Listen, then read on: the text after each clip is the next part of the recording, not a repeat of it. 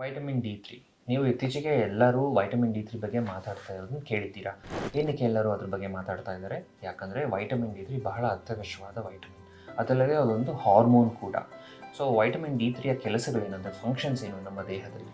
ಮೊದಲನೇದಾಗಿ ಅದು ನಮ್ಮ ಬೋನ್ ಮತ್ತು ಮಸಲ್ ಸ್ಟ್ರೆಂತ್ಗೆ ಸಹಾಯ ಮಾಡುತ್ತೆ. ನರ್ವ್ ಟ್ರಾನ್ಸ್ಮಿಷನ್ಸ್ ಕೂಡ ಹೆಲ್ಪ್ ಆಗುತ್ತೆ ಅದು. ಅದಲ್ಲದೆ ಇಮ್ಯುನಿಟಿ ಕೂಡ ವೃದ್ಧಿಸುತ್ತೆ. ವೈಟಮಿನ್ ಡಿ3 ಡಿಫಿಷಿಯನ್ಸಿ ಆದಾಗ ಏನೇನಾಗಬಹುದು? ಮೈಕೈ ನೋವಾಗುತ್ತೆ, ಎಸ್ಪೆಷಲಿ ಸೊಂಟ ನೋವು ಮತ್ತು ಜಾಯಿಂಟ್ ಪೇನ್ಸ್ ಹೆಚ್ಚಾಗುತ್ತೆ. ಆಮೇಲೆ ನಿದ್ದೆ ಕಡಿಮೆ ಆಗುತ್ತೆ, ಸ್ಕಿನ್ ಪ್ರಾಬ್ಲಮ್ಸ್ ಬರುತ್ತೆ, ಕೂದಲು ಹೆಚ್ಚಾಗಿ ಉದುರುತ್ತೆ.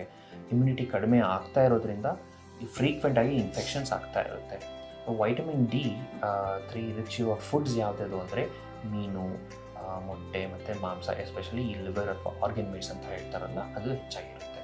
ಅದಲ್ಲದೆ ಸೂರ್ಯನ ಕಿರಣಗಳಿಗೆ ಏನಾದರೂ ನಾವು ನಮ್ಮ ಬಾಡಿನ ಎಕ್ಸ್ಪೋಸ್ ಮಾಡಿದಾಗ ನಮ್ಮ ದೇಹದಲ್ಲೇ ವೈಟಮಿನ್ ಡಿ3 ಉತ್ಪತ್ತಿ ಆಗುತ್ತೆ. ಸೊ ನಾರ್ಮಲ್ ರೇಂಜ್ ಬಂದು ವೈಟಮಿನ್ ಡಿ3 30 to 90 ನ್ಯಾನೋಗ್ರಾಮ್ಸ್ ಅಂತ.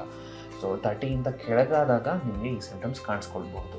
ಸೊ ವೈಟಮಿನ್ ಡಿ3 ಕಡಿಮೆ ಇದ್ದಾಗ ನೀವು ವೈಟಮಿನ್ ಡಿ3 ರಿಚ್ ಫುಡ್ಸ್ ಮತ್ತು ಸೂರ್ಯನ ಕಿರಣಗಳಿಗೆ ಎಕ್ಸ್ಪೋಸ್ ಆಗೋದು, ಅದಲ್ಲದೆ ಡೈಲಿ ಸಪ್ಲಿಮೆಂಟ್ಸ್ ತೊಗೊಬೇಕಾಗುತ್ತೆ ಅದು ನಾರ್ಮಲ್ ಆಗೋವರೆಗೂ. ಡೈಲಿ ಸಪ್ಲಿಮೆಂಟ್ಸ್ ಅಂದರೆ ಇವಾಗ ವೈಟಮಿನ್ ಡಿ3 ಕ್ಯಾಪ್ಸೂಲ್ಸ್ ಟ್ಯಾಬ್ಲೆಟ್ಸ್ ಬರುತ್ತೆ. 2000 ಇಂಟರ್ನ್ಯಾಷನಲ್ ಯೂನಿಟ್ಸ್ ಮಿನಿಮಮ್ ತೊಗೊಬೇಕಾಗುತ್ತೆ ಒಂದು ದಿನದಲ್ಲಿ, ಅಥವಾ ವಾರಕ್ಕೆ ಒಂದು ಸತಿ 60,000 ಇಂಟರ್ನ್ಯಾಷನಲ್ ಯೂನಿಟ್ಸ್ ತೊಗೊಬೇಕಾಗುತ್ತೆ. ಇದನ್ನು ವೈಟಮಿನ್ K2 ಜೊತೆ ತೊಗೊಬೇಕಾಗುತ್ತೆ. ಸೊ ನಿಮಗೇನಾದರೂ ವೈಟಮಿನ್ ಡಿ ಡಿಫಿಷಿಯನ್ಸಿ ಇದ್ದರೆ ಅದನ್ನು ಕಡೆಗಣಿಸಬೇಡಿ, ವೈಟಮಿನ್ ಡಿ ಡಿಫಿಷಿಯನ್ಸಿಯಿಂದ ಹೊರಗೆ